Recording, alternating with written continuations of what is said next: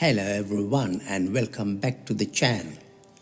Today we are looking at one of the biggest immigration and asylum updates the UK has seen in the years, and the government is expected to announce the full details next Monday. This reform could change how refugee status works, how long people can stay in the UK, how deportation are handled, and how judges treat human rights appeals.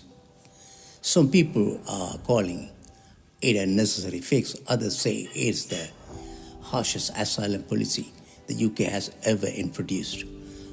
Let's break it down clearly so you understand exactly what's coming. Before we look at what's changing, we need a quick recap of how the system works today. Right now, when someone is granted asylum in the UK, they usually receive 5 years of refugee status. After those 5 years, they can apply for an indefinite leave to remain and eventually British citizenship. They also have rights to work, use public services, apply for family reunification, live permanently in the UK if approved. This system has been in place for many years, but the government says it no longer faces modern migration challenges, which brings us to the biggest changes. Next week, the Home Secretary is expected to announce 3 major reforms. Let's look at each one in simple terms. Refugee status will become temporary. This is the biggest change. Under the new plan, refugee status will no longer automatically lead to long-term settlement. Refugees may only receive temporary protection, regular review of their status, no automatic path to permanent residency.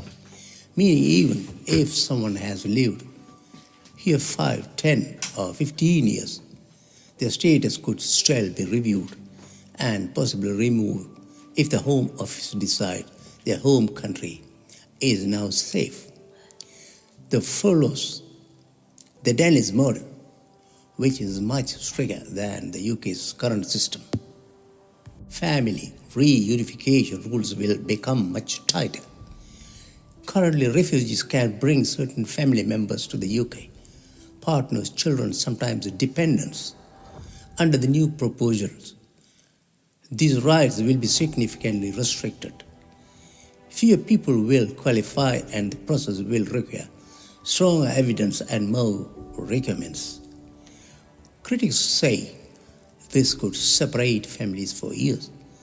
Supporters say the current system is too generous and encourages dangerous journeys across.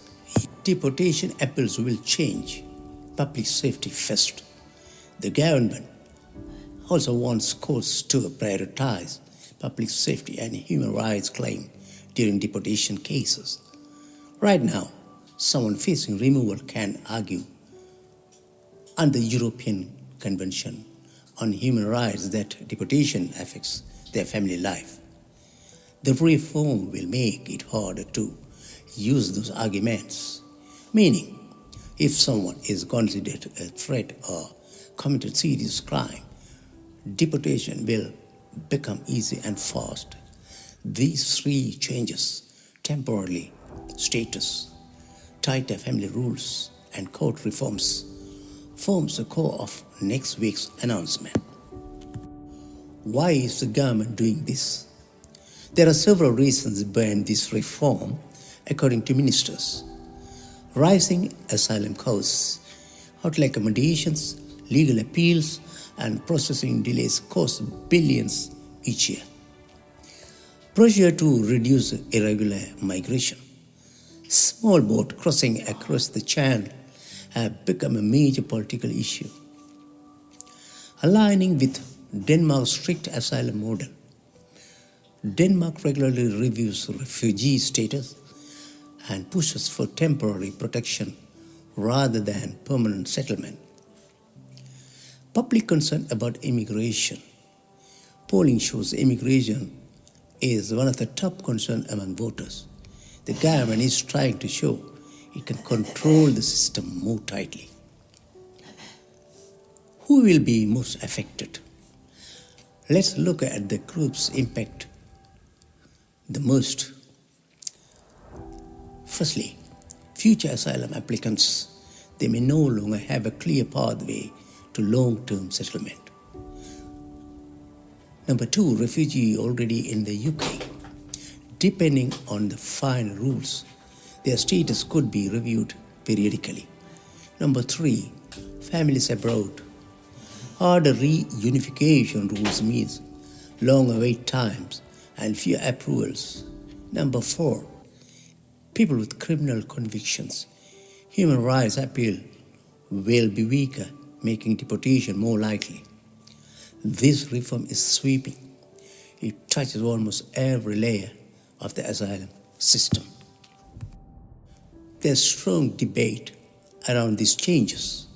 Supporters say it will reduce illegal crossings, it stops the UK being a magnet for asylum shoppers. Temporary status allows the UK to review cases more frequently. It frees up resources for people in genuine danger. Critics say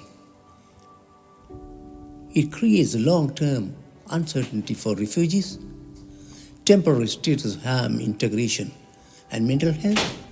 Restricting family reunification breaks up families. It may conflict with international refugee protection. Reviews every few years increase bureaucracy and costs. This debate will intensify once the exact details are released on Monday. What happened next? So, what should we expect next? The full announcement is expected early next week. The changes will be part of a border security, asylum and immigration bill. The bill is already moving through Parliament. Full implementation could begin in stages over the next year. Some rules may apply immediately after approval. This is one of the most important immigration updates of the decade, and it will shape how the UK handles asylum for years to come. Thank you for watching. These reforms will affect thousands of people, and the debate is only just the beginning. I'll make another video once the final details are officially released. What do you think of these changes? Fair? Too harsh? Not enough? Let me know in the comments. I read everyone. Don't forget to like the video, subscribe, and click the bell so you don't miss the next update. Thank you for watching, and I'll see you in the next one.